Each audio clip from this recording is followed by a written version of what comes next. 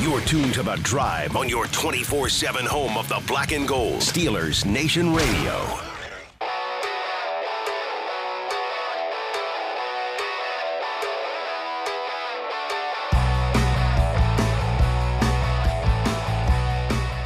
Good afternoon, Steelers Nation. It's The Drive on the Steelers Audio Network. Wes Uhler and Matt Williamson with you here on this Wednesday, as we have got plenty to get into as we get closer and closer to Wild Card Weekend. What's up, Matthew? How are you?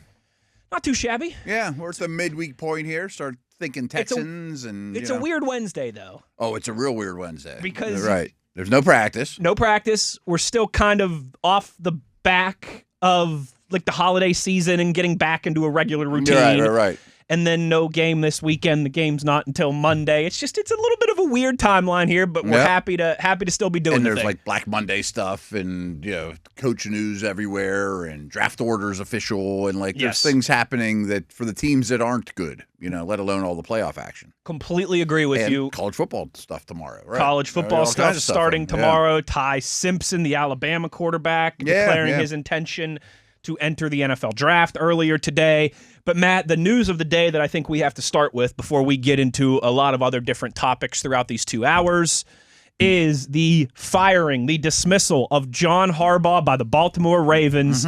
Right around the time that our show was wrapping up yesterday was when this news broke. It's funny how that works sometimes. Yeah, happens all the time. Happens all the time. And wow. I mean, I think we all knew that this was a possibility, but to see it transpire, to see the second longest tenured coach in the NFL just 1 year behind Mike Tomlin, it felt like Harbaugh, was one of those guys who was going to be in Baltimore for a long time, and he was. He was, yeah. And the decision, I don't think is some shocking one, but it's still surprising the finality when it comes across the timeline. Yeah, and It seemed like it was a little harsh, too. It didn't seem like they were like, they can phrase things and make it look, we're going to part ways. I mean, it's basically like, we just fired Coach Harbaugh, bye, see ya. I mean, that's the feeling I got. They didn't try and sugarcoat it. No, not at all. And since then, there's been a lot of reports, which totally adds up, that many teams are interested. I think the Giants make a ton of sense. I was going to say, I would try and hire him today if I were the Giants. Yes, absolutely. I think the Ravens job is clearly the best one available, too. I think there's, 7 or 8 out there. That was going to be my follow-up to you. Does this now become the most attractive of all the vacancies? First. I think so. I mean, mostly because of Lamar, but also because, obviously, the organization is patient with their coaches. The AFC North isn't quite as scary as it used to be. I mean, of the vacant coaching jobs, this is probably the only one that I could ever think might win their division next year. I mean, maybe Atlanta, because that division's so bad. But, you really got to squint for the Raiders, Tennessee, Giants to win their division Tennessee was going to be the one, because that division feels like it's so up and down, unpredictable every year. But you're right. The Ravens are obviously the clear-cut favorite. Maybe the Falcons, as they were just – I mean, they have the most wins in their division. A tiebreaker allowed Carolina to win it over them. So you at least could have immediate Absolutely. success, I guess is one way of putting it. Yeah. So, it's definitely number one. The way I understand it went down, and nobody really ever knows on these things, is I guess Lamar and or ownership wanted Monken out, the offensive coordinator. That's what was being reported. And Harbaugh's like, no, it's not his fault at all that this season didn't go to plan, which I couldn't agree with more. I mean, a year ago, Monken, I think, was interviewing for head jobs, and they were having an amazing offense, and Lamar's best years have been with Monken. I don't know if they don't get along personally or if there is anything to that. I mean, I definitely think it came down to somewhat of a Lamar versus Monken or Lamar versus Harbaugh situation. Sure. It sure feels that way. And I would pick Lamar, too. I mean, it's just the way it goes. Yeah, I mean, it's easier to replace the other guy. Yeah, it's much harder to find a unicorn quarterback than it is a good head coach. I think. Yeah. There's a handful of good head coaches in this league. There's 4 or 5, or at his level, maybe MVP unicorn type guys. Yes, we're talking about Jared Goff. Right. And so the messaging was surprising to me, and. Yeah, the messaging I thought was surprising. Another thing that stood out to me, and I don't know, you could tell me if I'm reading too much into this, but when things like this happen, I'm a millennial, okay? Mm-hmm. So the first thing I do is run to see the reaction on social media. And Matt, I don't have to tell you this. You know, if the shoe was on the other foot and Mike Tomlin were fired by the Steelers. Right. There's There's obvious parallels there, right. All the Cam Haywards and TJ Watts and Aaron Rodgers and Pat Freiermuths and Zach Frazier's, all those guys would be rushing to their social media to post about how much they love Mike Tomlin and they're sorry it ended this way and they wish him all the best. Yes, let alone players that from years past. I mean, Ben, or maybe guys coming out of the woodwork. I went on Lamar Jackson and Zay Flowers and Marlon Humphrey and all those guys' social media, and none of them were posting about Harbaugh. In fact, they were all like, "We playing video games tonight?" Like that's what their Instagram. Who's linking up for some Call of Duty this evening? Okay, like nothing ever happened. That was a little telling to me. Yeah, is because again, if Mike Tomlin were to be fired by the Steelers, there would be. Obviously the former players, but there would be dozens of current players taking to social media being like, I'm sorry it ended this way. I love you. I wish you all the best. Blah, blah, blah. Yeah. And there was radio silence or social media silence in that regard from Baltimore's biggest names, which was surprising to me.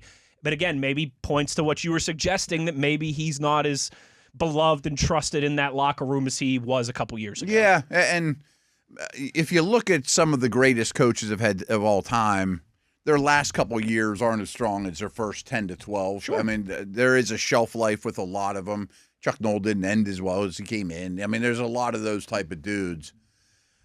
But with Harbaugh, I mean, his really only crime is just not winning a Super Bowl with the MVP quarterback. And he's gotten far. I mean, and that's what this has all come down to. Yeah. They have finally said, all right, he's not going to get us over the hump. Let's see if we can find somebody who can. Mm-hmm. Which is wild to me, Matt. I get it. But if you look at the last 2 years specifically, when I think the window was really wide open for Baltimore. Yeah. Last year, Mark Andrews drops a pitch pass that he catches 1,000,000 times out of 1,000,000. Is that Jim Harbaugh's fault? The year before, they're hosting the Chiefs in the AFC Championship game. Zay Flowers about to score a touchdown that would have made it a 3-point game. Yeah. And he fumbles the ball at the goal line. Exactly. The year before that, there's been some The year before that, they're in Cincinnati, 2 12-4 teams with Tyler Huntley at quarterback, and he fumbles at the goal line, and Sam Hubbard runs it back for a 99-yard touchdown to give the Bengals. Are any of those three things John Harbaugh's fault? Is it John Harbaugh's fault Mark Andrews didn't make that catch that he makes 100 times out of 100? Is it John Harbaugh's fault that Zay Flowers and Tyler Huntley didn't secure the ball at the goal line when they were about to score a touchdown? I get it. It's a cutthroat business and a game of inches, but I don't know. There's tough ways to go out. I would obviously take the side of Lamar if I was, what's his name, Steve Biscotti, Steve Buscemi, whatever his name is, the owner of the Ravens.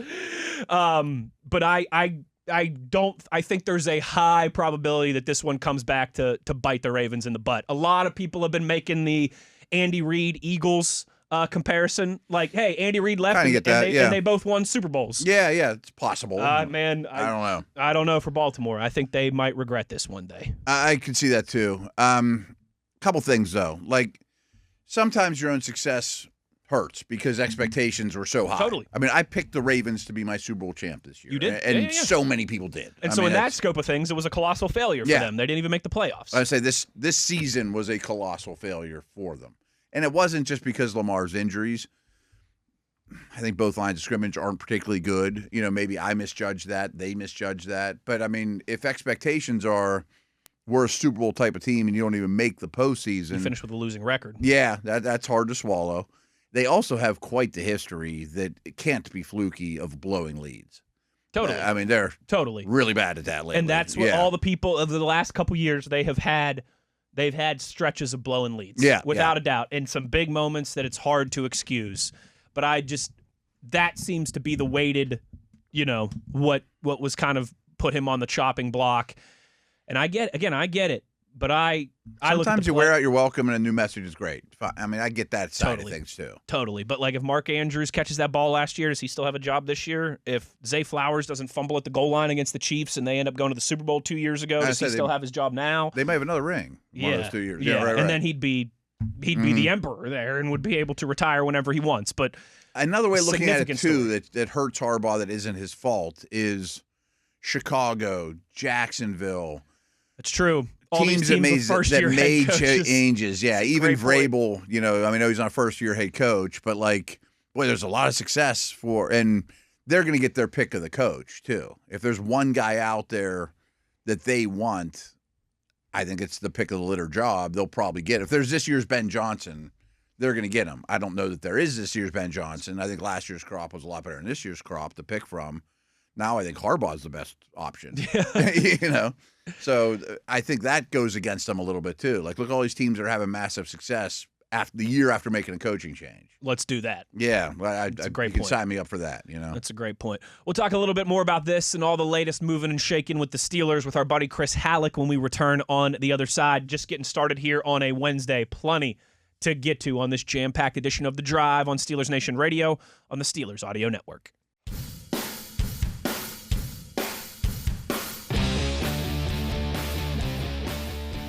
Back on The Drive here into the phone lines we go to talk to our buddy Chris Halicke, of course, covers the Steelers for DK Pittsburgh Sports. Chris, thank you for taking the time as always, partner.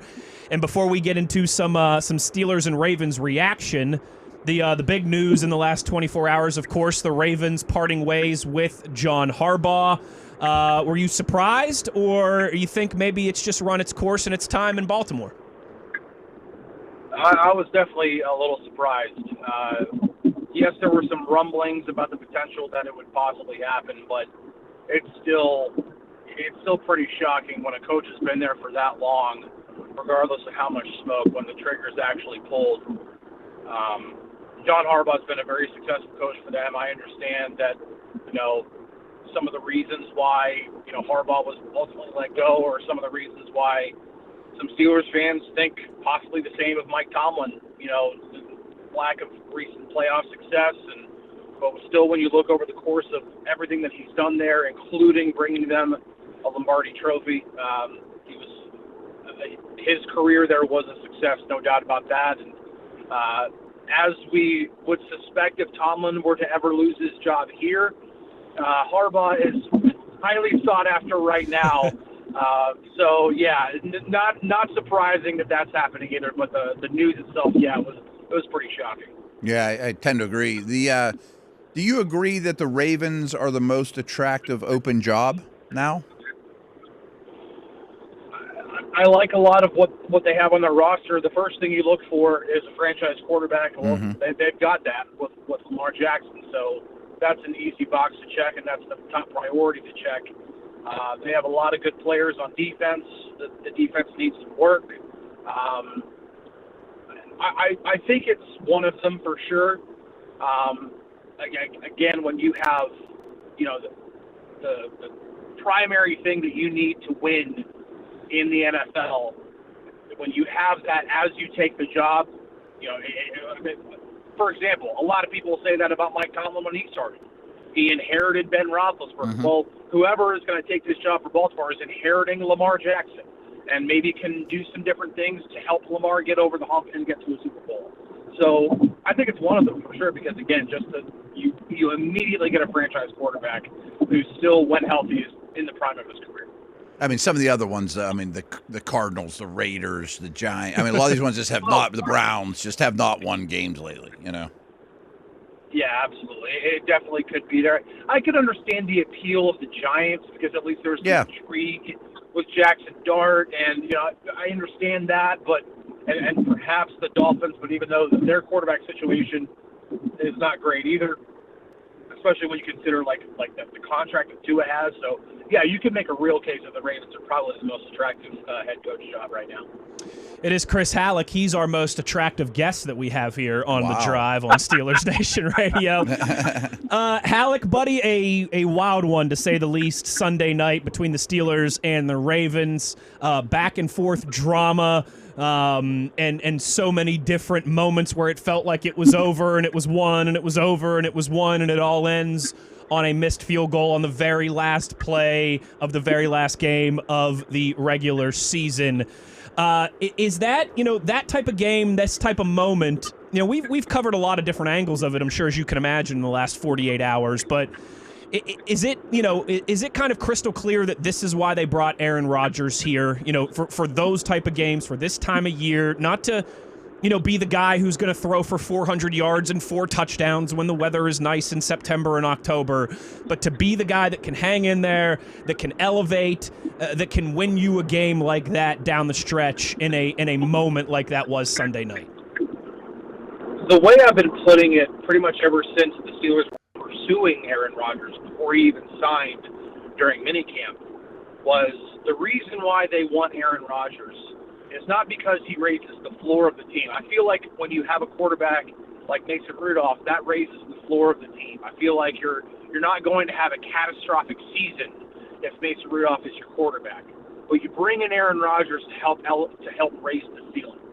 And while Aaron Rodgers is not the exact same MVP caliber quarterback that he was maybe even in 2020 or maybe a decade ago, his intellect, his arm talent is still there, well more than enough, and everything that he can put together in that way raises the ceiling for what this team can do. So when you need the quarterback to be able to put the cape on, no, he can't do it as often as he used to, but he still can do it every now and then. And we saw that Sunday night. We saw him put the cape on and make a few plays where you're like, whoa, that was vintage Rodgers.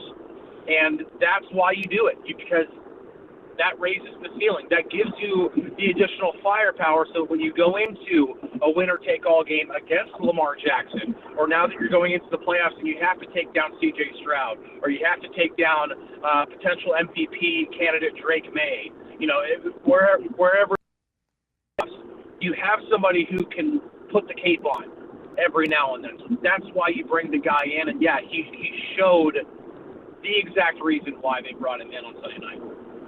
So I do think a floor-raising aspect of any NFL team is strong offensive line play. Do you agree that this is the best the line has played in both protection and the run game all year, and maybe they're in the best place and most confidence you have in the Steelers' offensive line? This might be the best I've felt about the Steelers' offensive line since, the old group was all together. Yeah, we said even the Castro and Pouncey days yesterday, I think we mentioned. Yeah. That's what I'm saying. Like whenever it was Villanueva and Ramon and Pouncey and DeCastro and Gilbert, like that line. No, it's not that good yet, but no, that they have been very, very good. They have created more than enough. They created more against the run against Baltimore than I thought they would, and that was maybe even more encouraging than what they did in pass protection, because the Ravens pass rush is just not good. So the pass protection games, I worried about that against Cleveland. I'm going to worry about that on Monday night when they have to face against Daniel Hunter and Will Anderson. Those are the games that I worry about the pass protection, because you're facing elite pass rushers and an elite team pass rush. But to see what they did in terms of creating lanes for Jalen Warren specifically, but also Kenneth Gainwell on the 2-yard touchdown run, yeah, this is the best I've felt about the offensive line in quite some time. Chris, same church, different pew, defensive line. Cam Hayward played just a Herculean effort and game on Sunday night. Matt and I both thought that he was the best player on the field. I thought Keanu Benton quietly had maybe his best game of the season, maybe his best game as a Pittsburgh Steeler, and just took Tyler Linderbaum's lunch money snap after snap after snap. Is this, again, same church, different pew, same question. Does it feel like the defensive front for the Steelers is hitting their stride at the right time? Well, absolutely. And yeah, if there's ever a time to do it, it's in these must-win games. And yeah, what Cam Hayward did, what he's doing at this age, we keep expecting there to be some sort of drop-off. And I think earlier on in the season, we're kind of like, oh, yeah, I think it's kind of dropped off. And then just as the season's progressed, he's just gotten better. And it's crazy to watch, because you just don't expect somebody his age to keep playing. It's not just the fact that he's playing good. He's playing well enough to really consider, to get consideration for another All-Pro season. It's been that good. And, yeah, seeing Keanu Benton, I think this has been, while it's been a bit up and down and not as consistent as you'd like it to see, I still think this has been overall an encouraging step forward for a year 3 player. You'd probably like to see a little bit more consistency, but again, when the rubber meets the road and you've got to get a good performance and he turns that in, that's a really good sign that this is a player that's progressing, that's growing, and we'll see what happens Monday night. But yeah, again, the defensive line is just, they needed to have a game like that, and my God, they did. So we've talked about a lot of positive stuff, and rightfully so. They're heading to the playoffs, all that good stuff. There's a position group, though, that I'm starting to at least raise an eyebrow that it might be time to be a little concerned with, and that's safety. Where are you at on that? So, Kyle Duggar has not played well the past 2 games. Yeah. He's just not. He's not. I'm a little concerned about that. I'm not as concerned about Jalen Ramsey, but there's still some reason to be concerned. I think the main reason why I'm concerned, and I think you even brought this up earlier on in the week in your Scouts Eye podcast, he still is kind of learning the position. Yeah, you have to kind of give him a pass. I mean, he's just got thrust into a new position. Right. But unfortunately, there's no room for passes when you're in the playoffs. No. Get the job done or go home. And so, he's got to figure it out. And, I'd like to see a better angle or a better way to attack the throw downfield to Isaiah Likely, which put the Ravens in position to attempt that game-winning field goal. And other things that happened in that game, obviously, as well. But I'm not as concerned about Ramsey. Duggar's play has definitely been a little bit more alarming to me.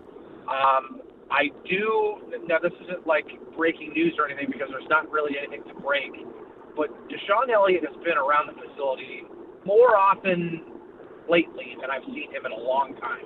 Wow. And he's walking around without any help, like no brace, no crutches. I'm not saying he's ready to go out there and play on Monday night. I don't think that's happening. Yeah.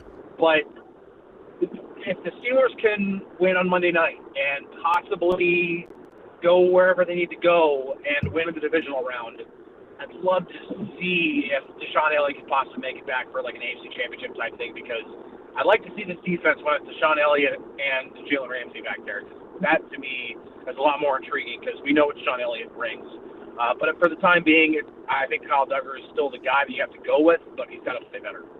Chris, last one I've got for you. I don't know, maybe we've buried the lead because we haven't really talked much about this guy, Matt and I, this week, but the return of DK Metcalf, what do you expect that to mean for this offense, for Aaron Rodgers, for the wide receivers, for the run game? It's the exact right time you want to be getting a guy like this back against a defense like the Houston Texans have. And that's similar to what I was going to ask to let you off the hook here, too, is how do you think the distribution outside of Metcalf works at the wide receiver position? Well, I think I'll start with the return of Metcalf comes at a great time because now you have you have all your weapons that you need, and while the Houston defense is very, very good, and you can make a really good argument that this is the best defense in the NFL, they've been giving up explosive plays through the air more frequently, and D'Amico Ryan's talked about that on Monday. They've given up 4 passes of 40-plus yards over the past 3 weeks. Mm-hmm. That's a lot. And they've been doing it against their cover 4 or cover 6. One of them was against like a cover 1 where Shane Steichen just drew up a great design that lured the deep safety down, and then there was a post that Alec Pierce ran over the top, and it was a really, really great design play by Steichen. But I look at that and I'm like, wow. Well, if there's a way to take the top off the Houston defense, you're going to need all you can get, and, DK Metcalf's your best guy to do that. And then if you also put Marquez Valdez-Scantling out there on the other side, now you got 2 guys who can help take the top off of the defense. And if they overcommit to that, because now they're trying to make sure that doesn't happen, then maybe they let some things underneath go a little bit too soft. Maybe that opens things up for Pat Freiermuth a little bit more. Maybe that opens things up for Adam Thielen or other guys. The running back checkdown game. How many yards after the catch did Jalen Warren and Kenneth Gainwell have against the Ravens? When it comes to the distribution, along with getting Metcalf back, I'm curious to see, like, if they're going to smell blood in the water and try to test the Texans deep, and to see if the Texans almost try to overcorrect to fix that, and then see that and be like, all right, well, then we could just take everything underneath and just get a whole bunch of yards after the catch, just like we did against Baltimore. Great stuff, as always, with our buddy Chris Halicke, DK Pittsburgh Sports. Chris, thank you for taking the time, buddy, and we will talk to you soon. Awesome. Thanks for having me, guys. I appreciate it. You know it. There he goes. My pleasure. Like I work at Chick-fil-A. Our buddy Chris Halicke, great stuff. Good conversation with him, as always, and a lot to chew on as we get ready for Monday night. Yeah, I was like, we haven't talked much about DK Metcalf here yet, and it's Wednesday, and we'll do a lot of matchup stuff, and really starting tomorrow, we'll have a little bit of college football playoff talk, but then other than that, it's going to be Texans. Yeah. And I'm excited to get there. They're pretty good. They are. I've dug in pretty heavy. Second best rushing defense in the league, sixth best passing defense in the league, first overall in terms of yards per game. Yeah, I think it's the best defense in the league. There's 2 or 3 that are in the same league, but I think it's number 1. Giving up 13 rushing touchdowns the entire year, I think is the number I saw earlier today when I was doing a little research as well. In 17 games, that's pretty stinking good. But Matt, to close down the first hour when we return on the other side, actually, you know what? I'll let you do a little dealer's choice. All right. You want to talk about playoff quarterback rankings?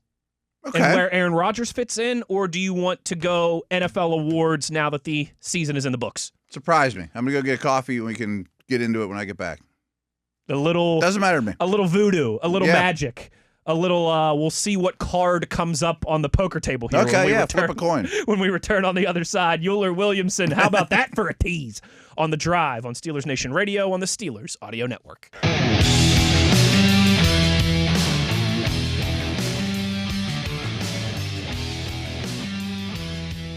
Back on The Drive here to close down the first hour of the program. And, Matt, let's talk a little 2026 NFL playoff quarterback rankings, baby. Wow, okay. 14 of those guys. We going 1 to 14, or are we going 1 to 7 in each conference? Now, that's a good question. I think let's do it by conference. You want to do it by conference? Yeah. Okay. I think that's good. I like that, actually. You want to do this power ranking style where we start from the back, or do you want to do it at the valedictorian and from the top? I might need some help from you as a little bit of a admin assistant here. Sure. We might have to play a little bit of the name game, like Purdy or Love. Purdy. And you know what I mean? So let's start in the NFC. There's a lot of those in this. This is a fun conversation. It is. It always is. I think the top guy in each conference, Josh Allen and Matt Stafford, is pretty ironclad. I was going to say that. But after that, I think you could make a real good faith argument a lot of different ways. Okay. So NFC, I think Young is 7. Correct. So I did my list 1 through 14 just to be safe. Okay. But I have Bryce Young, I'd have him 7 out of 7 or 14 out of 14. Okay. Yeah. So I'm really pulling this off out of thin air. Yeah. So let's do the 5 in between on the NFC. Okay. That is who? Purdy, That Love. would be Purdy, okay, yeah. Love, Caleb Williams, Sam Darnold, and who am I missing? Hurts. Yeah, Jalen Hurts. Ooh. I'm going Love number 1 of that group. Okay. He hasn't been great lately, but he's had a really good year. I also have him. I had him number 2 in the NFC on my list. Yes. I think I'm at Purdy next. It's come a long way for me on Purdy. Man. No, don't tell me we're going to agree on all this and make for boring radio, Matt. Now, who's that leave? Caleb, Hurts. Darnold, Hurts. Darnold's last of that group. Yeah. Which is rough. So here's what I've got to give you a second to contemplate. Stafford 1 for the NFC. Stafford 1, Love 2, Purdy 3, Caleb Williams 4, Darnold 5, Hurts 6, Bryce Young 7. But as I'm saying that out loud, I might be a little too hard on Hurts. Maybe I should swap him with Darnold. I'm not a Hurts guy. I'm not either. But he's good in the playoffs. He's good in the Super Bowl. I mean, they scheme around him in a bad way so much more. But him versus Caleb Williams is total. One is what do you value? Exactly. Like I think it's the same with Purdy and Caleb Williams because Caleb at Williams least he has a some higher playoff experience. But though. Purdy has been to a lot of big. I mean, he's played in a Super Bowl. And I'll be honest, I'm looking through a little bit of a playoff lens here. You know, not as you who should am I be. start my team with next year. I mean, I'm talking about. I need to win 3 or 4 games. Yeah. Right now, you know, I might care about the opponents. I think I'd rather play against Hurts than Caleb Williams. Yes, absolutely. Yes, so he's going to go lower. It's a great way to frame it. Yeah. So 6 is either going to be Darnold or Hurts for me. That's so we both agree Bryce Young 7th. Yeah. Stafford, Love 1 and 2. So it really comes down to Purdy 3. Yep. And so it really comes down to Caleb Williams, Darnold, and Hurts, how you do those 3. And I think I'm putting them in that order. Williams, Darnold, Hurts. That's what I have. Are you going Darnold, Williams, Hurts? No, yeah. Yeah, so I talked myself down and down on Hurts. Okay, so we have the same order for the NFC. Yes. That's a little anticlimactic, but I like it. Yeah, we don't agree much. I mean, what's the chances? What's the chances? Okay. I'm with you. Love, and Williams were probably the hardest ones to rank for me. Williams, I just need a been there, done it factor. Exactly right. My issue with Darnold, though, is there's 3 or 4 plays a game where you go, what were you thinking on that one? Correct. Like if and Seattle there's been more of that for Jalen Hurts lately, too. Oh, yeah. I mean, the Hurts stuff is, boy, I mean, if this was week 10, he'd be easily low. But the fact that he has such playoff success, he's got a ring on his finger, that matters. But, man, he's not a well-rounded quarterback, and they got to do a lot to make it work with him. All right, so we will go for the NFC. AFC's going to be way harder. Way harder. Way harder. Stafford, Love, Purdy, Caleb Williams, Sam Darnold, Jalen Hurts, Bryce Young. We agreed. As our 7 for the NFC. Do you want me to go first again for the AFC? Give you a second to think about Allen's it and tee one. it up. Allen's one. Okay. No doubt. And Bo Nix last? Let's run through them again. Okay. Rodgers, Nix, Lawrence, May, Herbert, Stroud, Josh Allen. Nix is last. Yes. But he's way better than Bryce Young. Yes. Yeah. Yes. Like when I put this 14 together, Mm-hmm. the first thing I did was write Allen at 1, Stafford at 2, Bryce Young at 14. That's the first thing I did when I put this list That's together. how I do power ranks and stuff, too. Is a lot of times I'll work from both ends. You burn the candle on both ends type of thing. But then the next one I might Then it gets hard. The next one I might have done was Bo Nix at 13. Now, I had to think about it. I could see that. But I think that was the next one I wrote in. But yes, I think Josh Allen, number 1, Bo Nix, number 7, if we're talking just AFC. So that leaves us 5 guys. Leaves in us, the AFC. once again, 5 to pick from. Stroud, Rodgers, Lawrence, May, Herbert. Herbert's my 2. Same. Oh, look at us. May versus Aaron Rodgers. I'm not even saying that's who I'm contemplating for 3, but you talk about different worlds. It's hilarious. I mean, the body of work and how they play now and all that. 20 years apart in age. Yeah, exactly. But Herbert's my 2. I think May's my 3. That's what I have as I well. mean, he's going to win the MVP or close to it. We'll talk about that next hour. Yeah, maybe he's the biggest playoff choker ever. And I'm sure some people are saying, Herbert's a playoff choker. I don't buy that either. I don't buy that either, but I'm also giving him a ton of credit for what he's done with that offense and that team. Me you too. look at all of their metrics, and they're towards the bottom half of the league, but he's got them with, 11 wins and in the playoffs, I think despite he's a having total superstar. no offensive line. And he's a little more established than than May. Both of his top 2 running backs were out almost the entire season. So we've agreed on everything so far. So far, so good. But it's Rodgers, Stroud, Lawrence we're trying to rank. Yes, for what would be position 4, 5, 6 in the AFC. Lawrence is definitely playing the best of that group recently. Agreed. In last month, 6 weeks, 8-game winning like streak, that. and he's been lighting it up. Now, as mentioned, I've done a lot of Texans homework, building Matt stats, etc. Stroud, since he came back from concussion in week 13, has been really good too. I mean, it's been the best. Unfortunately, Steeler fans, he's playing the best he has all year. Yes, that's a good way to put it. Rodgers is the hardest guy to rank in the whole list, though. Agreed. Not because we're Steelers. It's just I think Rodgers and maybe Jalen Hurts are the 2 hardest to rank. Because what Jalen Hurts has done the last couple years in the postseason and just who Aaron Rodgers is overall, albeit knowing that he hasn't been to the playoffs in 5 years. Yeah. Man. 4 years, whatever. I mean, whatever Lawrence is hard to is. trust. I mean, there's people out there like, you're getting too ahead of yourself on Lawrence. I like Stroud. I know I like Stroud and Lawrence more than many people do. I have not been high on Lawrence at most points, but if you look at the way he's played the last 2 months, it's really strong. It's really strong. It's maybe the best quarterback play in the league over the last 2 months. I'm going to go Lawrence, Stroud, Rodgers. Okay. We finally have our first disagreement, but just a little bit. I went Lawrence, Rodgers, Stroud. Okay.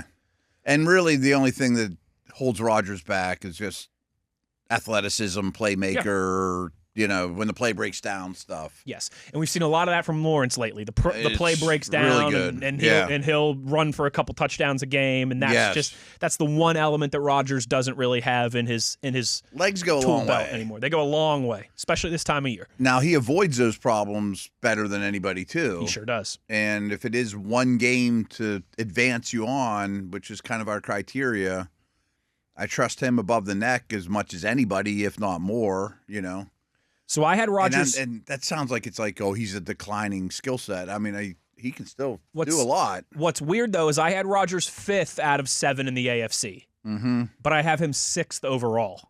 I was going to say, I wonder if we mesh these, I would still have Rodgers over Hurts. So let me give Darnold. you. So we basically fully agree on our NFC and only one spot difference on our AFC. Yeah, and we have them tiered the same too. So let me give you my top 14 overall now. Yeah, right? yeah. And chew on that for a second and let me know what you think. 1, Josh Allen. 2, Matthew Stafford, as I've already laid out for you. That's pretty easy. 3, Herbert. 4, May. 5, Lawrence. 6, Aaron Rodgers. 7, Jordan Love. 8, Brock Purdy. 9, C.J. Stroud. 10, Caleb Williams. 11, Darnold. 12, Hurts. 13, Nix. 14, Bryce Young. We'd be real close. As I'm thinking this out loud, I might swap Darnold and Hurts at the 11-12 spot. Okay. I might have Love a little higher, but it's kind of a bad taste in your mouth lately because he hasn't played. I'm probably a little higher on Stroud than that. I thought that'd be the one where we'd be different. I'm a big Stroud believer.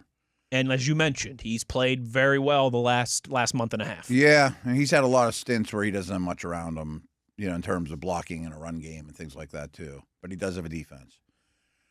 That's a tough exercise. It is. It really is. It really comes down to how do you value experience versus current form. Yeah, exactly. Because Drake May's never been to the playoffs before. Caleb Williams never been to the playoffs before. Super talented players, though. Herbert's only been a couple times and hasn't won a game yet. Yeah. Lawrence has only been a couple times and has only won one game. How many of those guys have rings? Stafford, Rodgers, Hurts. Rodgers, Hurts. That's it. Purdy's been to the dance. Purdy has been to the dance. And that's it. I think that's it. I think that's it.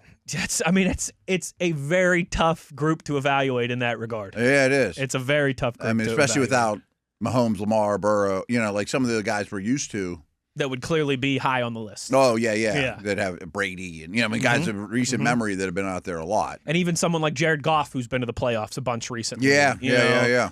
There's more to go off of. There's just more to go off of. That's the biggest question with guys like May and even the Lawrences and the Herberts and the Strouds, Caleb Williams, of course, Bo Nix, of course. He's the most. He might Nix be the most is good though. He might be the most interesting one on this list to me. Nix? Yeah. I mean, they got the 1 seed, and he's had in the back half of the season, he's had a couple games where he's really looked the part. Oh yeah. He hasn't just been a passenger. No. He's not just a passenger. But he's had plenty of games this year, too, where he has just been a passenger. Yeah. That's the hardest thing to evaluate. So I think there was a misnomer, and I'm guilty of this, too. When he came out of school, and now game manager is considered a nasty word, but it shouldn't be. I agree with you. It's actually a massive compliment. I think there's probably only 6 or 7 game-changer quarterbacks in the league.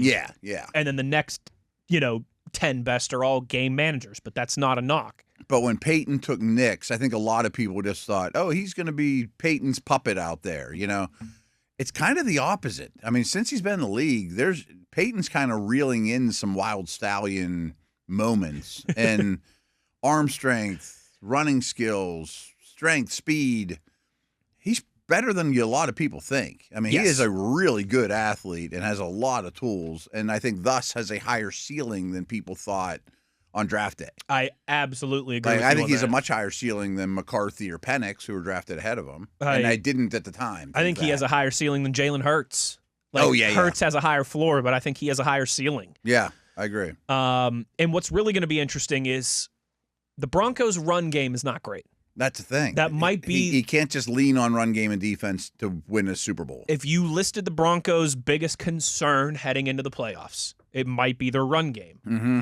How's that work for a young quarterback who's, I guess they did make the playoffs last year, but this is it's a much different version. This is his real first crack of expectations and be favored and being favored in the playoffs. The defense is good, but maybe not as great as we thought it was a month or two ago. He's going to have to play well for them to win playoff games. He's not going to be able to just be a passenger or a game manager if teams are able to take away that Broncos run game, which teams have been able to do as of late. That's a real, I think we'll have more concrete opinions on Bo Nix whenever the Broncos postseason comes to an end. They're going to host every game they're in. If they end up going to the Super Bowl, we're going to be like, we had Nix way too low. Yeah, totally. You know what I mean? Totally. So they might even be favored in every game between now and the Super Bowl. They're at least going to be home. They're the 1 seed. I don't know if they will be or not. The Bills could get hot at the AFC and be a favorite, but whatever. And we might be like, oh, Nix is potentially a Super Bowl winning quarterback in the league. And is one of the driving forces why they're in that position. I don't think that's crazy. His stock might be the one that could move the most. Or Caleb Williams. Yeah. I mean, if Caleb Williams dices up the Packers and then say the Bears go to Philly or somewhere that's Seattle hard to play. or wherever it would be and win, we could be singing like Caleb Williams is like the proverbial young, him and Drake May, which young quarterback would you want to build around right now type conversation. Yeah. It gets interesting. I'm sure we don't have time this segment, but as you were talking through it, we might have to do this with defenses. Ooh, I like that. I mean, I used to do it with every position, but I like that. Who cares about the running backs and things like that? I mean, I think we might have to do this sometime between now and the end of Friday. Rank all the defenses in each side. How about we do that tomorrow? Does that sound like a plan? Do it anytime you want. I just put it on my list for tomorrow. How about that? Done deal. Hey, everybody out there, you're seeing us produce the show in real time. Welcome to the party. That's a great one. This is fun though, because I read off that list of playoff wins amongst these quarterbacks to you yesterday, and it's like Aaron Rodgers, Josh Allen, Matthew Stafford, and then a massive drop off. Oh yeah, I mean, like Purdy's got a couple, Stroud's got a couple, Jalen Hurts obviously, But there's when you get to the back half of this list, there's a massive. Herbert's never won one. May's never won one. Lawrence has one. Love has never won one. Caleb. Stroud has one. Caleb has never been there before and won one. Does Darnold have one? Maybe one. I mean, it's Bo Nix has never been before. Or sorry, Bo Nix has been once and doesn't have one. Bryce Young has never been before. It's going to be it's truly wide open in terms of this quarterback pecking order. It's not the days where you had Brady and Manning and Roethlisberger and Breeze, and Rodgers like and Rivers and fifth. Yes, Yes, no chance. When Matt Ryan's like 8th on this list, it's like wow. Matt Ryan would be like 3 or 4 on this. On this Stafford list. would be like 5th on the list, not a clear 2. Yes, exactly it's like right. I can't put ahead of Brady and Manning, and let alone Mahomes, and Joe Flacco would be like 10th on your list. Yeah, right. So I don't feel strong about this at all. But based off your list versus mine, you believe the Steelers have the quarterback advantage on Monday, and I don't. I do. I mean, I think it's ultra razor thin close, and I wouldn't put my reputation on it. But you had Stroud ahead of Rodgers. I had Rodgers ahead of, or the other way around. Yeah. For a 1-game exercise, yes.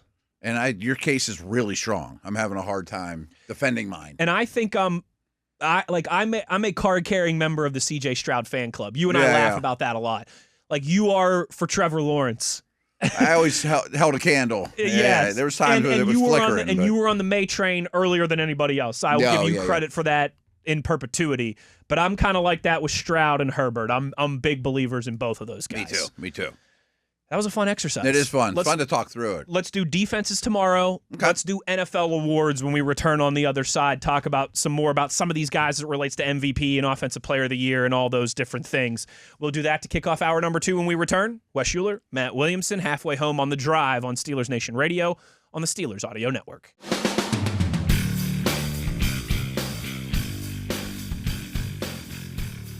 Good evening, Steeler Nation. How we doing? Well, that's good. Us too. Hour number 2 here of The Drive on your 24/7 home of the black and the gold. And the regular season is in the books. With that, we're kind of, as Stevie Ray Vaughan would say, best guitar player ever, by the way, we're walking the tightrope. He's number 1 for you.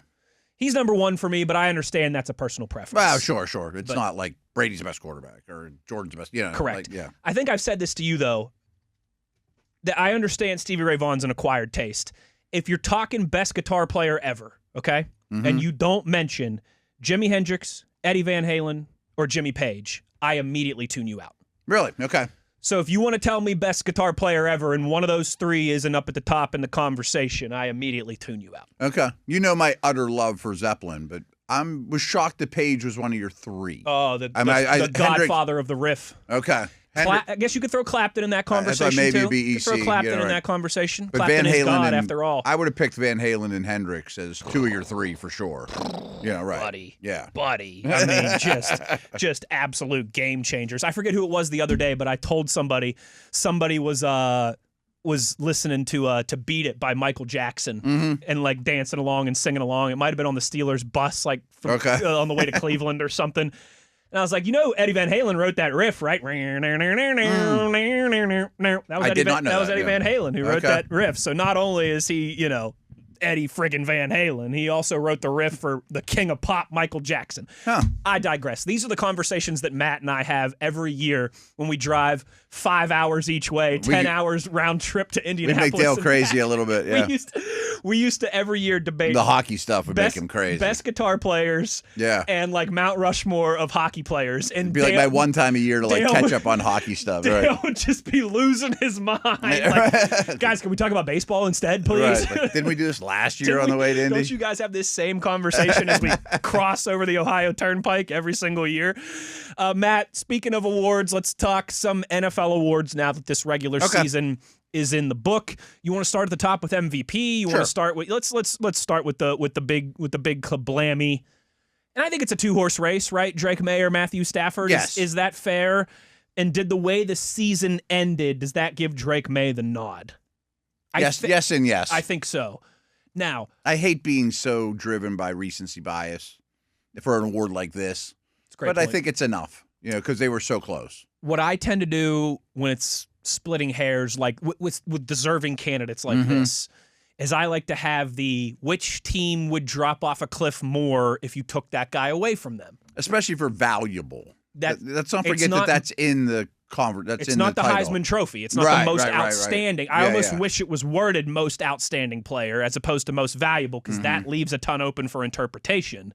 Like Herbert has kind of a case in terms, without a doubt. Yeah, right. Like they might win 3 games if you just Joe average quarterbacks in there. Josh Allen maybe in that same vein.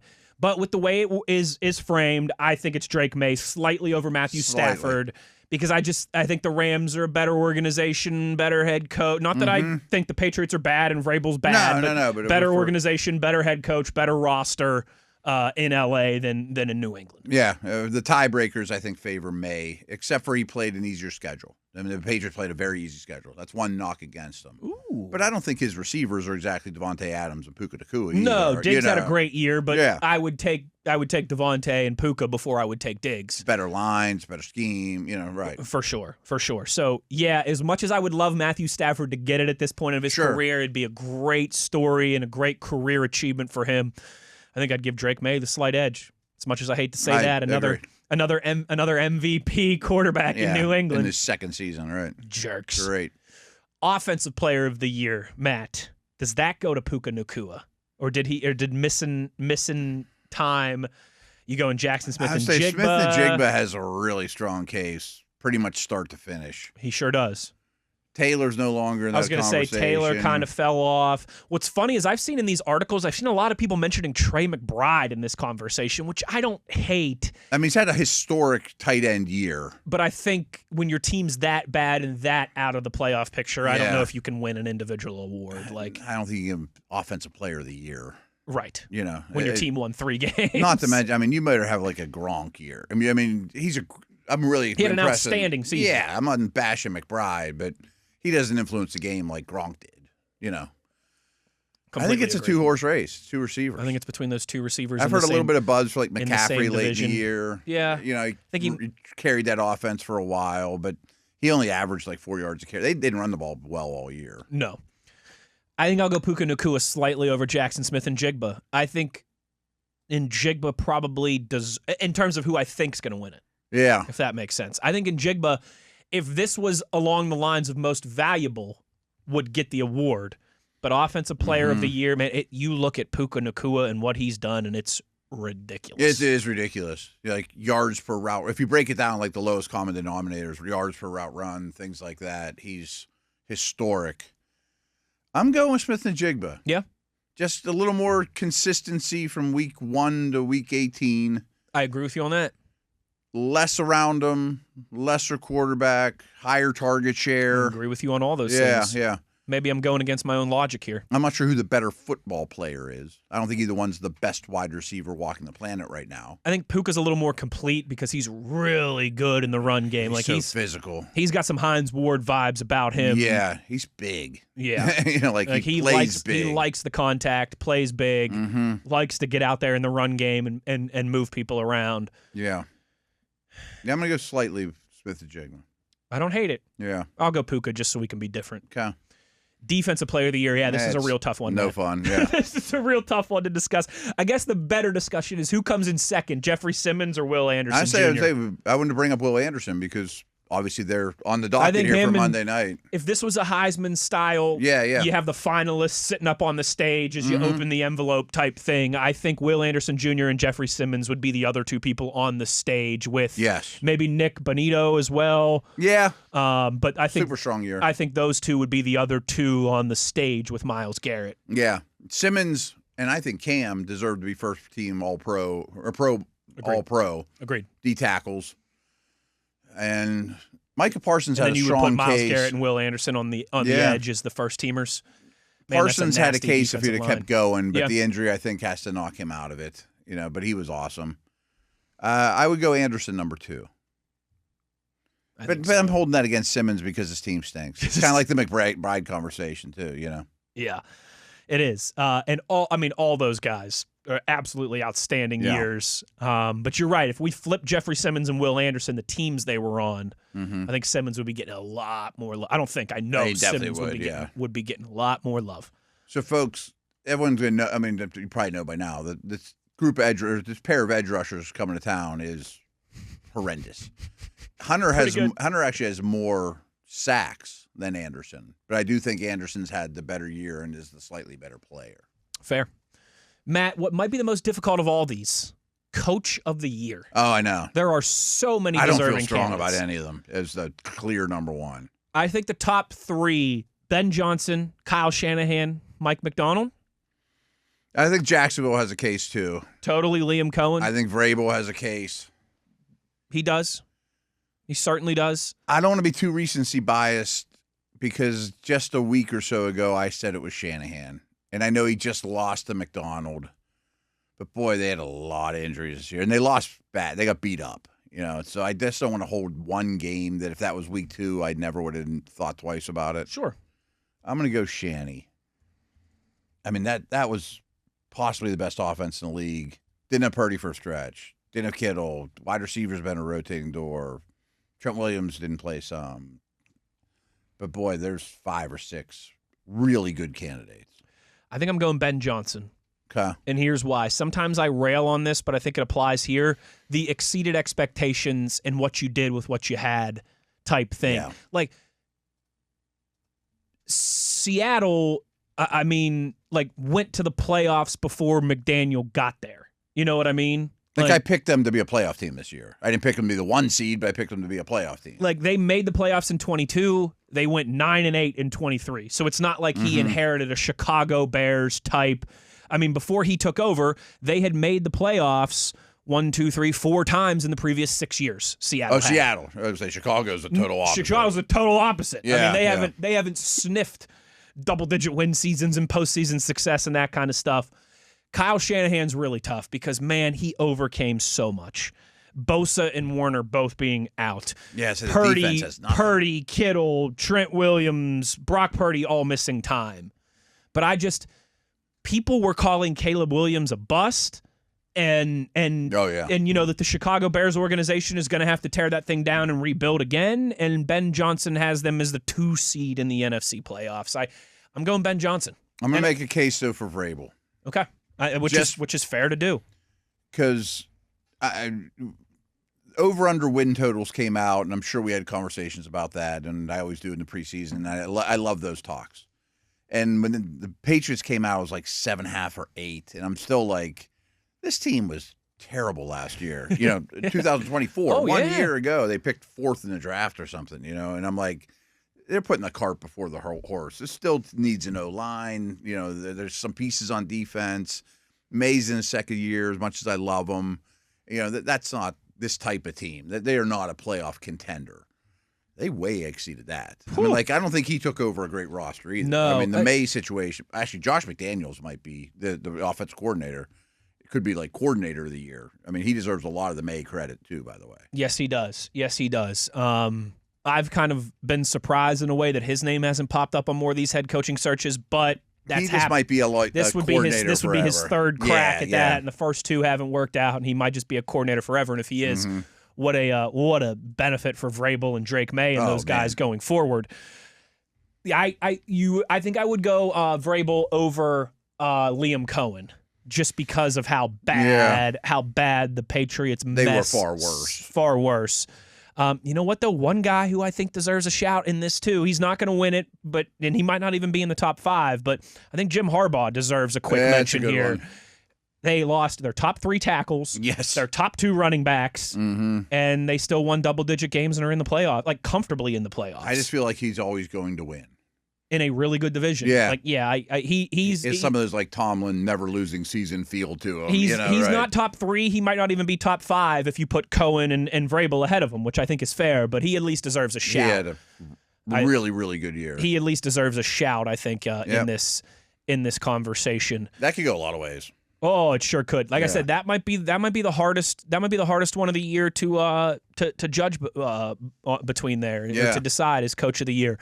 Matt, a couple more of these that we need to get into. Defensive and offensive rookies, comeback player of the year, and a new award that I love, the Protector of the year, which I absolutely love. The offensive lineman getting some credit.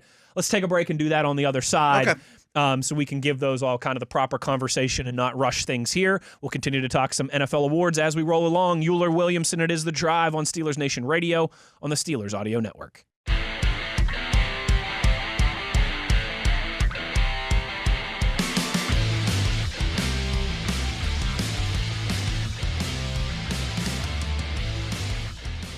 Back on The Drive here as we roll along with our NFL season awards, regular season awards recap here in hour number 2, or I guess maybe predictions and picks, since it will be a little under a month. It'll be the NFL awards ceremony that is ahead of the Super Bowl, where they announce all of these, the Hall of Fame class that we'll be looking towards, see if our guy LC Greenwood gets in, which is kind of a way that they fill that gap week between the between the championship games and the Super Bowl. Absolutely. Used to be the Pro Bowl. Now no one gives a rip. I haven't watched a Pro Bowl snap since I was 10.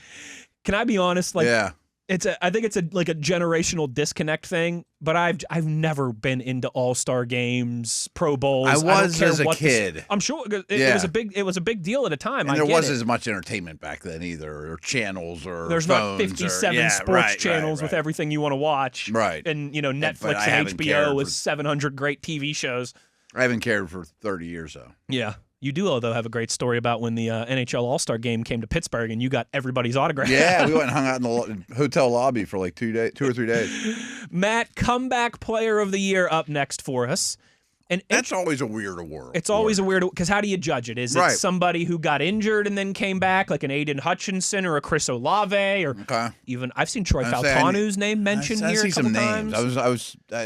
Faltanu's not bad. Not bad. Yeah. There have been examples like Ryan Tannehill and Geno Smith, where it was guys who just struggled and then all of a sudden broke through. Yeah, part of it's like, because you were so bad last year, we're going to give you this award. Some of it has been like Damar Hamlin health type stuff. Like there's like not Flacco won it when he came off the couch the one year. Like if Rivers would have taken him. If Rivers would have taken him to the playoffs, there's not. This one's tough because there's not clearly defined parameters. Yeah, I know. So who are some names? Olave, Aiden Hutchinson are the two that I see most. Like I said, I've seen Troy Faltanu mentioned in this regard. It's really his rookie year. Basically, yeah. I would say who missed all last year would be I think Aaron Rodgers should be getting some love in here too, though. Because he missed the start of last season, right, with an injury. Did he with the Jets, or did he start week 1? He was there the whole time. Okay. See, I would say if it was his first year in New York to this, then he runs away with it. Yes. Because I remember he blew out his Achilles a couple plays in or whatever. Absolutely. Aiden Hutchinson's a good one. Chris Olave is a good one. I'm scanning like who are guys that missed a ton of time, Those are the only ones that kind of really jump off the page for me. Yeah. Both are good. I would probably go Olave, though. Well, Hutchinson's the better player. Hutchinson's the better player. Olave might have had the better year. Yeah. I mean, 1,100 yards, 9 touchdowns. Sent us Dak Prescott's the new favorite. Ooh, Dak Prescott. Interesting. Okay. Interesting. I can see that. I could see that because he's Let's another. See if there's any more names in this article? He's another one of those guys, coming back from an injury. Yeah, he had a great year. He was outstanding. I mean, the attention on that team fell off as the year went along, but he did have a great year. He was outstanding. Christian McCaffrey's mentioned on this article. Okay. Which, I mean, he was pretty useless last year, and he was great this year. That's pretty good. Stephon Diggs. Okay. Daniel Jones. I mean, he came from nowhere. Man, if he would have finished the year, he'd be a great one. Trevor Lawrence. But he's another one just like you kind of go from bad to good. Yeah. I think I'm going with McCaffrey. It's a good one. I don't know exactly how much time he missed last year and all those things, but he was – I mean, like, people thought I was crazy for taking him in the first round of my fantasy draft because he hasn't played in forever, blah, blah. I might go Aiden Hutchinson. Okay. Olave's tough, though, man. I mean, he was talking about retirement during the offseason because of his concussion issues. McCaffrey only played in 4 games last year. Ooh. How many did Hutchinson play in? About 5 or 6? 5 or 6, right. Yeah. Interesting. That'd be awesome to see Troy Faltanu get some more spin and some more love, though. He won't, but it's nice that we throw him out there. I agree with you on that. Protector of the Year, Matt Williamson. Oh, baby. According to Bill Barnwell of ESPN, 3 top candidates: Aaron Brewer, the outstanding. I thought I was going to be sneaky and have that one. Quentin Nelson of the Colts and Trent Williams of the Niners. I was a Brewer. I thought he was I thought for sure I would be the only one that came up with that. He was unbelievable. And heading into the last year of his contract, he might have positioned himself. Oh, he's just a rare player. He went like a running back. He went undrafted in 2020. Yeah, he's little. He might go from undrafted to becoming the highest paid center in the NFL. Yeah. It's a heck of a story for him. Wow. I'd love to get him in the NFC. I'd love to get Creed Humphrey or some of these guys in the NFC. Yeah, for your boy Zach. But he's another, though, like, based off of how good his team was, and but I think football people have been giving this dude a lot of flowers, rightfully so. Yes. And he might be, like we were talking about the O-line masterminds. What's the name of the podcast they do? Right. Trench Warfare, is that the name of their podcast? They've been giving Aaron Brewer some love. I saw AQ Shipley. He goes on ESPN every year and gives his first and second team All-Pros at each position, and he had Aaron Brewer and said he thought him and Trent Williams were the 2 best offensive linemen in the world. The other name I'd throw out there, and it was the Trench Warfare people's starting left tackle, is Laramie Tunsil. Laramie Tunsil's he became a lot more consistent in Washington. He became a better run blocker. What about someone like Penei Sewell? Would he deserve a shout in this conversation? Yeah, always. those guys, and I'm with them. Lane Johnson is probably the best offensive lineman walking the earth but he right missed now. so much time. But he can't do it. But his time Same when he was out there was like awesome. Joe Alt might be winning this award Oh, before he probably too much future, longer. Yeah, maybe Troy will. Who knows? I mean, but I think it'd be cool I'm to going see with Jensen. Yeah, or with Brewer. I think it'd be very cool to see him win it. Yeah, because a lot of people be like, "Who's that?" Who's that? Right. And just with all the ups and downs they had this year, they were consistent in the run game with A-Chain, and Brewer was a massive part of that. Joe Tooney was really good as well. Mm-hmm. I heard this the other day. Joe Tooney's been in the league, 10, 12 years, something like that. He's come in first place in his division every year. No way. Yeah. You go from the Patriots to the Chiefs, and now he's with the Bears. Not bad. Yeah, he's never coming second. Not bad. Yeah. Would Deion Dawkins deserve a shout in this conversation? He's like a second or third team type guy, maybe. Mm-hmm. I mean, really good player. I think it'd be really cool if Brewer won it. Yeah. Because this type of award typically goes to a tackle. Yeah. Let's I remember when they even give a center announced some love. the award was going to be a thing last year. Like, it's always going to go to a left tackle or a tackle. Right. I don't know they will. No, right. maybe not. And maybe some of these guards, too, will work their way into the conversation. Coming down the home stretch here, Matt Williamson. We got Rookie of the Years? Rookie of the Years. It's not a very good rookie class. It is certainly not. Yeah. Certainly not what it's been these past couple years where there's been some really great debates here, I think, particularly on the defensive side of the football.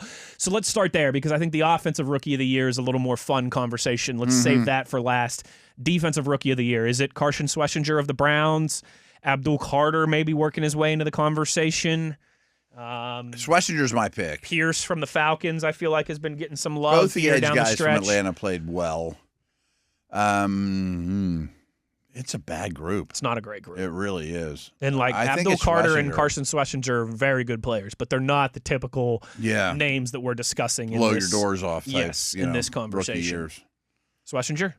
Yeah. I don't hate that. He missed a game or two, but that's not that big a deal. I know you've discussed this before. We've discussed this before. Off-ball linebacker is one of the hardest positions to transition from college to pro. Oh, yeah. It's underrated in that regard. Yep. How much your game brain has to develop and come along and catch up with your skill set. So much they throw at you. And for him to do what he's done in year one there, albeit on a very good defense. I mean, he got drafted into a very good defense, but I think he's the answer. It's got to be him or Abdul Carter. I would think. I don't really know who Carter else. was kind of not even an every down guy, though. I know. With Thibodeau and Burns and him, they would rotate, and Burns was second in the league in sacks. And I mean, he was good, but it was flash. Yeah. I'm sure there's like a third or fourth round pick that like had a good year. Yeah. But not better than Schwester. Even someone like Jahad Campbell had a really hot start, but kind of fell off towards the end. He's another one that kind of was a rotation with Dean. And if Derek Harmon would have been healthy all year, maybe he'd be in this conversation. He's in the conversation for best like defensive tackle. Yes. I'm trying to go position by position in my head, like who was an honorable mention is Enyumare from the Seahawks. From the Seahawks. Heavy impact. Xavier Watts, honorable mention. Yeah. I mean, they would probably be your safeties. Yeah. And Enyumare's that Hamilton movable chess piece in that McDonald's/Ravens defense. Bad group, though. Not a great group. Not a great group. They also mention the Niners' Upton Stout as as someone who deserves a shout. That means Stout deserves a shout. That means a nickel corner. He's a slot guy. Yeah. Matt, offensive rookie of the year. Tet McMillan, Tyler Warren. It wouldn't be Warren for me. No? I think it's McMillan or Shuck. Shuck is a great call. But it's so recency. I mean, he didn't become a starter. I put him ahead of Jackson Dart. Oh, yeah. Ahead of Ward. Like the running backs like Henderson and Judkins, I don't know if they had the complete body of work. They all got hurt. Emeka Ibuka fell off. Big time. Luther Burden, I think, started too late. Like, great second half. Came on strong if late. he does that the whole year, he might win the award. Same with Loveland. Tet McMillan? I mean, my favorite picks, and I'm not even going to throw them out. I mean, it's not even worth the breath almost, is Membo and Zabel. They were both high quality offensive linemen. They have no chance to win it. I can't imagine an offensive lineman winning that award ever. But they were their best. They deserve shouts. Players amongst them. Yeah. I think it'll be McMillan. He is the only rookie in this class to finish with over 1,000 rushing or receiving yards. is Tet McMillan. I no think it other comes down running to back McMillan or and receiver. Shuck. Like, I think Tyler Warren was close. I think he had like almost 900 receiving yards, but McMillan, the only one in the rookie class to finish over 1,000 yards receiving or rushing. I think he will win it, and he'd probably get my vote as well. But I don't know if you remember the Saquon Barkley's rookie year. Baker Mayfield ended up winning it that year. Yeah. But he didn't become the starter until like week 6 for the Browns as the first overall pick. And Barkley was good from the jump. I mean, from great. Right off the bat. He was great. And they gave it to the quarterback, which I thought Barkley deserved it at the time. Ty goes with the quarterback. And I say, but Ty's going to go to quarterbacks. Sport. Right. And Shuck's got a decent case considering the competition this year. Absolutely. Maybe winning last week would have really helped his case, but I think you're right. Yeah. He absolutely deserves to be in the conversation. Because they almost won their last 5. Yes. I mean, if you they won 4 of their last 5, and their one loss was like a field goal game to the Falcons. Yeah. I mean, if you were to end on a 5-game winning streak, that's pretty strong. No, it is. And what you do down the stretch is more heavy weighted than what you did, in October, certainly. But there's some thoughts on the NFL awards that we'll find out here in just a few weeks before we completely turn all of our focus to the postseason. One more segment to go when we return here on the other side. We'll cross some T's, dot some I's, get to some of your tweets of the week as well. We'll do all of that when we return. Wes Uhler, Matt Williamson. It is The Drive on Steelers Nation Radio on the Steelers Audio Network.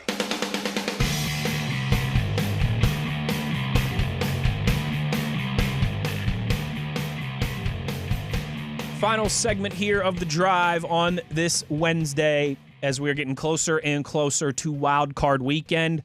Tomorrow we'll have our first semifinal college football playoff game. As we mentioned, we'll spend a few minutes. Nothing crazy because all eyes will be on Steelers-Texans, but we'll spend a few minutes over we got to go around campus at least for a segment or so. And we got to talk a little bit about Ty Simpson as well. And the 4 quarterbacks are still left, all are draft relevant. At least. Absolutely. They could all be top 50 picks in the upcoming NFL draft. I do want to get to some tweets, but Matt, this caught my eye here when I was kind of just scrolling through during break. NFL.com posted one potential fatal flaw for every team in the playoffs. Oh, okay. And I'm laughing because what they put for the Broncos was their run game, which was something that we discussed when we were talking about Drake May. We talked about how he doesn't have that reliable of a run game to lean on, and could that end up costing him? Could that end up be the difference? So before we get to some of these tweets, I just wanted to roll through the rest of these and see what you thought. Yeah. These are fatal flaws, right? Patriots, yes, according to NFL.com, one potential fatal flaw for every team in the playoff. Patriots, red zone defense. I'm not on top of it enough to that is a very detailed. But they have the 3rd worst red zone defense in the league. Okay, they're the only that team. Definitely qualifies. Only team in the bottom 10 of red zone defense to make the postseason. To make the playoffs. Okay, well, that's a good one. They allowed 12 touchdowns on 15 red zone drives against other teams in the postseason. Wouldn't call that great. Yeah. Number 3, the Jacksonville Jaguars here. Biggest weakness, fading rushing game.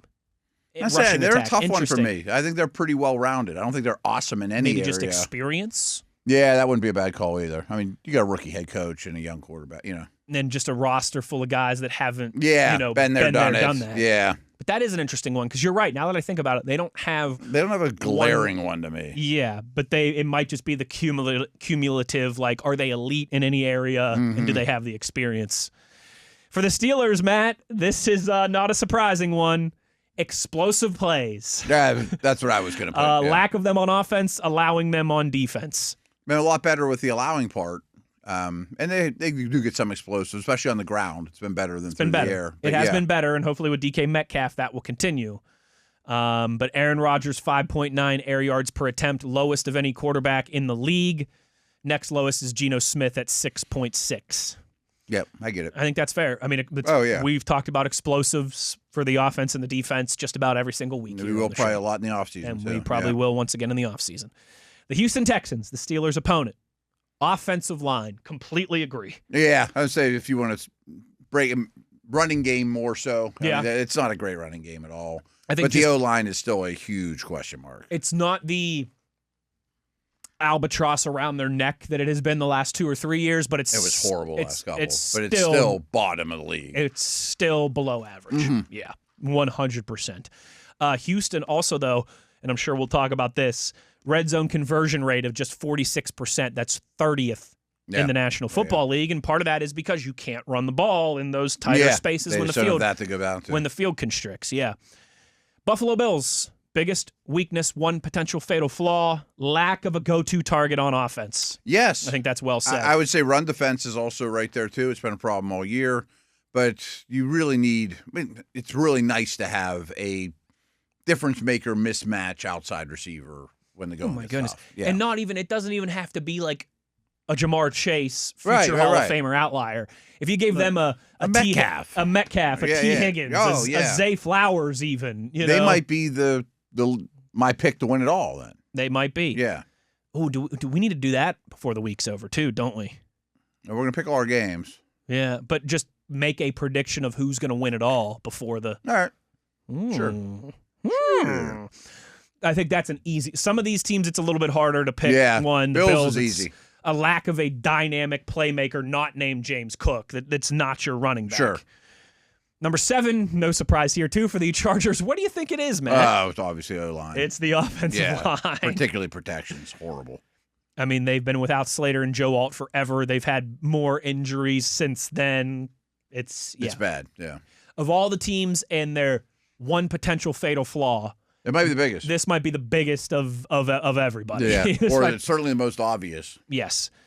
Into the NFC. Seattle Seahawks, offensive turnovers.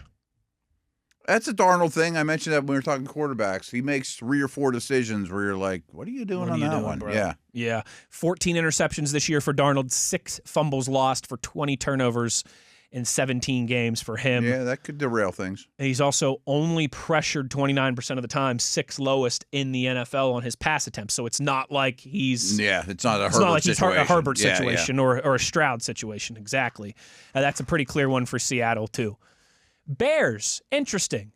Potential fatal flaw, leaky defense. Okay, something on defense. I'm not sure. 28th most yards allowed per game in the NFL at 362 per game. That's a lot.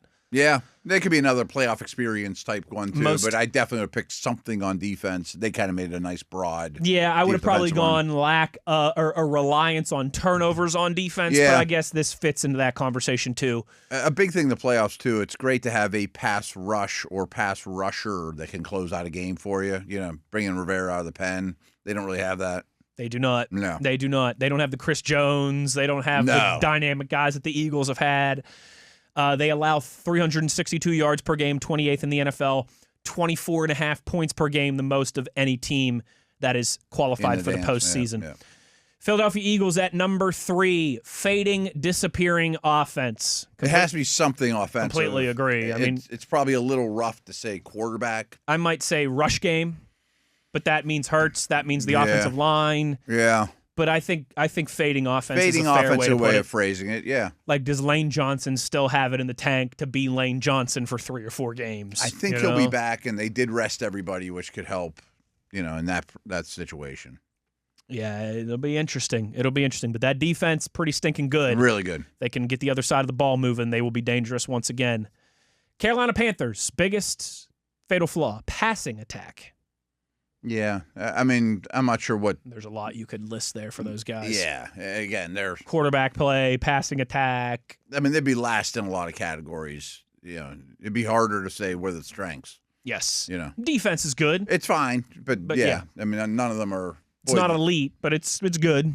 Like the Texans could ride their defense to a Super Bowl championship. I don't think Carolina could ride any aspect of their team to an NFC championship game. You don't look at it and you go, this is where they cut their teeth. At least they can do this. Like maybe they beat the Rams if they turn Stafford over 4 times and have a kickoff return for a touchdown. Sure, but then you're going to be saying the same thing the next week. And then the next week they're going to be a 10-point dog again, Number 5 in the NFC, the Los Angeles Rams. Matt, this is probably the most encouraging of all the potential fatal flaws. Special teams. Yeah, they're not great on there. I was sitting here thinking, who's the worst changed their special kicker. team? Yeah. They've allowed some fake punts and some issues in the punt game. They're also hard to find. But they're other stuff if wrong that's with your them biggest too, potential fatal flaw, that's a pretty good place to be. Usually, yeah. Not that it's not important, but totally. I mean, It absolutely. One of their games is going to come down to a kick, Yes, they always do this time of year. Number 6, the 49ers' lack of a pass rush. It's the worst pass rush going. And the defense as a whole is worrisome. A lot of youth, not a lot of playmakers, but the pass rush in particular is bottom of the league. Especially without Bosa. Yeah. You buying Fred Warner back, by the way? I don't know. He's a freak, man. Yeah. If anyone could do it, I think it's him. Are they thinking this week, or they're talking like if they make I Super think Bowl? he said divisional round. Okay. So it would be one more week, I think he's saying. And finally, the Green Bay Packers, potential fatal flaw, run defense. Run defense, and we saw what Henry did against them, and defense in general has been great post Parsons. But the run D's a problem. It is. Yeah. They traded Clark, back in the offseason as part of that to get Parsons. People which forget about that part. Like you would a obviously, weaker up the middle. You'd obviously make that decision again.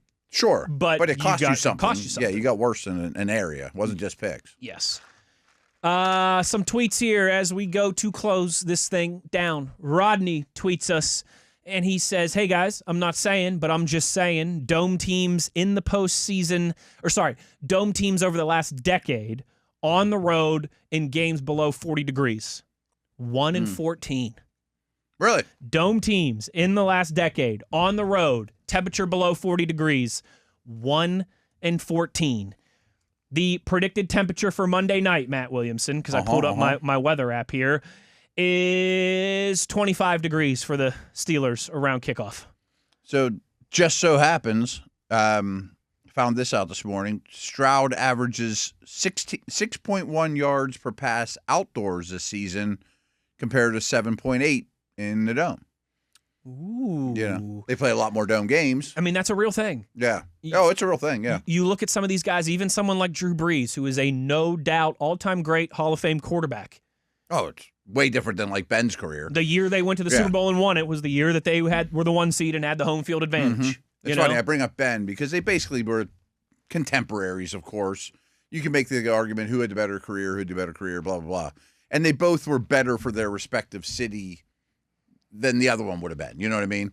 But I give the nod to Ben just because, Breeze's passing numbers are in the NFC South and in a dome. Blah, blah, blah. And with a guy that everyone regards as one of the greatest offensive minds in terms of head coaches in the NFL history, whereas Ben did it with a defensive guy. Do we have much time? We got nothing but time, baby. Okay. I was asked this question on my podcast today, and I've been rattling around my skull, and it was, with all these new stadiums going towards domes, yes, is late season playoff running game going to be less important than ever? Possibly. And we spent like 10 minutes on this conversation. I know we don't have that, but I just wanted to put that out in this neck of the woods. I don't Cleveland, think that's Buffalo, insane. all that stuff. New England. And then I started talking through it. They're and talking about Philly's talking about remodeling the link and adding a retractable roof. I'm shocked all those ones don't have retractables at least. But because they want those bigger city places too. Like they want to host events. They want to host Super Bowls and concerts and Final Fours and that brought me to this conversation too. Like in 50 years, will every stadium be a dome? Probably. Just like hockey or basketball or, are we going to talk about weather in this sport? Matt, are we going to have newspapers and radio stations in 50 years, or is it just all going to be podcasts and TikToks? Right. I mean, it's hard to predict the future, folks, but things change drastically. Look at rapidly. Look at stadiums and sports 50 years ago compared to now. Mm-hmm. What do you think it's going to be like in another? Yeah. I kind of lean that way. Unfortunately, yes. Yeah. And people are like, oh, that'd be terrible. But the next generation won't know any different. Their loss. Let's see here. Favorite CJ tweets us and says, after watching your guys' show yesterday, listening to you talk about head coaching openings, any chance you'd still choose the Titans or Raiders job over the Ravens, or is it now the best available opening? As a Steelers fan, I really don't want Kevin Stefanski to end up in Baltimore. No, Ravens are definitely my one. We talked about that a little bit earlier. They're definitely our one. I don't know if it's male or female, but mentioned Raiders. Raiders is still distant last for me. Is it? Yeah.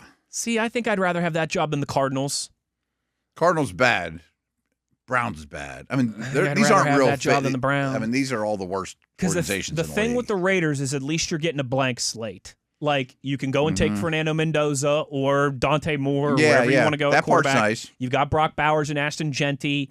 But that's like two good players in positions that aren't hard to find. find. It's true. But like in Cleveland, everything you do, every decision you make is going to be hyper-scrutinized. In Vegas, you got, I don't know. It's an interesting conversation. But the Ravens is definitely number one of all the open jobs right now. Oh, yeah. Without you get to work with Lamar, right? Yeah. Steel Curtain says, asks us if any of the reasoning behind Stefanski's firing is him being at odds with the organization over Shedeur Sanders after he already didn't want Deshaun Watson, and now the organization is saddling him with another quarterback he did not want. I think that's definitely possible. I don't think anybody's ever happy to get fired, but I think Stefanski might. He may end up on the better end of this. The grass might be greener for him on the other side. I think he'd be great for Cam Ward, Jackson Dart. Let alone like a Lamar, but like a young quarterback that's in place already. I think he'd be great, and I could absolutely see him in Baltimore. But you talk about waking up on the brighter side of life, you know. Man, you go to the Browns, or the Ravens. Man. Christopher tweets us and says, can you guys remember a team having a more insane ending to the season like the Steelers just had? Detroit, a goal-to-goal situation came down to the last play of the game. Cleveland, goal-to-goal situation came down to the last play of the game except for one irrelevant kneel down. Baltimore came down to the last play of the game with everything hanging in the balance over that 3-game stretch. Wow. It's a great call. I'm sure there's others. There is, but it's the wildest kind of down the stretch that I can remember for the Steelers in a long time. It's the longest I can remember. And certainly that last game's as crazy as anyone's last game of the season. Oh, without a doubt. Sure. Without a doubt. Man, but it's a pretty crazy league. There's a lot of teams that are dealing with nutty stuff down the road, down the stretch. Well, dude. Year after year. Absolutely. JG tweets us and says, any concern about Chris Boswell, or is he still the proverbial Wizard of Boz? I never was super concerned, but I was happy to hear that got deflected and he didn't just shank an extra point. Yes. Now, he missed a kick in Cleveland. He missed a kick in Detroit. I wouldn't say I'm worried about Boz. I might not think he's bulletproof, ironclad, no questions asked like he's been for the last handful of years, but I'm not panicked. I feel like I walk away from the TV when he comes out, you know. I don't, but I feel like I don't even have to. I put my head down, I start typing or whatever. I don't know that I'll do that on Monday night. I don't know if I will do that either. We'll see. I'm not sure. I'm not sure. Along those lines, the Texans had the most field goals made by a very wide margin in the league this year. Did they? Yeah, he made 6 last week, Fairbairn. And I think they had like 7 or 8 more made field goals than any other team. Well, I'll tell you this, Matt. If it's going to be a Texans team that's going to try and rely heavily on their kicker to win Monday night, that will go in the Steelers' favor in that weather, in those conditions. Yeah. They all play a lot of damn games. Whichever team relies less on their kicker on Monday night is a good thing, just for the optics of finding the back of the end zone, and of course because in January at nighttime and the confluence of rivers is not the most ideal place to. It's not a dome in Houston, Texas, or a retractable roof in Houston, Texas. So back to that tweet real quick. If it comes down to putting Boz out there to win it, a tough kick that's 59-yarder into the open end, I wouldn't hesitate one bit. Completely agree. Completely agree. I think that's a good way to wrap this thing up for the day. I enjoyed this. We were all over the place today. A lot of different topics. Tomorrow we'll narrow our focus a little bit here on the program. We will dive into Matt's stats and really start to preview matchups with the Houston Texans. Where are they good? Where do they have the advantage? Where can the Steelers make some hay, cut their teeth, and find an advantage of their own? We'll get into all of that. We'll also talk to the great Bob Labriola for the first time in a little while. He had some Thursdays off. Huh? Yeah, we've missed Labs these past couple Thursdays with some holidays and things of that nature, so we'll catch up with the Dean of Doom and the Lord of Living in his fears tomorrow on the show, as we will really turn the page and start to focus a little bit on the college football playoff and completely on Wild Card Weekend. That'll do it for us today. Thanks to our buddy Chris Halicke for joining us. Thanks to Nathan for producing on the radio side. Tyler V, Mr. TV, keeping us handsome on the video side of things. For Matt Williamson, I'm Wes Uhler. Take care, everybody, and we will talk to yins tomorrow. As always, you know where to find us. It's on your 24/7 home of the black and gold, Steelers Nation Radio on the Steelers Audio Network.